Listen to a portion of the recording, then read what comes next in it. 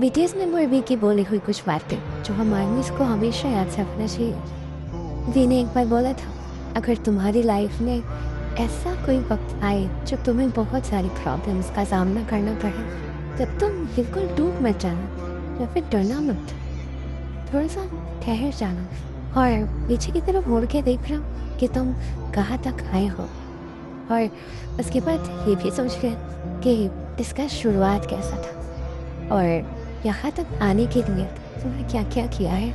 उसने बोला था, अगर तुम ज़िंदगी में सक्सेस पाना चाहते हो तो तुम्हें पहले नाकाम होना पड़ेगा। वे ने बोला था कि मुझे बदसूरत करने में कोई डर नहीं है, लेकिन मैं मेरे आर्मीज के पास हमेशा थैंकफुल रहूँगा कि उन्होंने मेरे इस अजीब फेशियल एक्सप्रेशन के साथ भी मुझे इतना प्यार दिया है।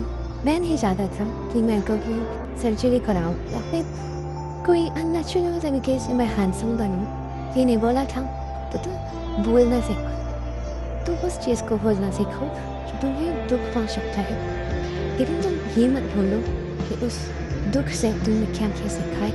ये नहीं बोला था, मैं बस मेरे आदमी को खुश देखना चाहता हूँ, मुझे और कुछ नहीं चाहिए। मैं हाँ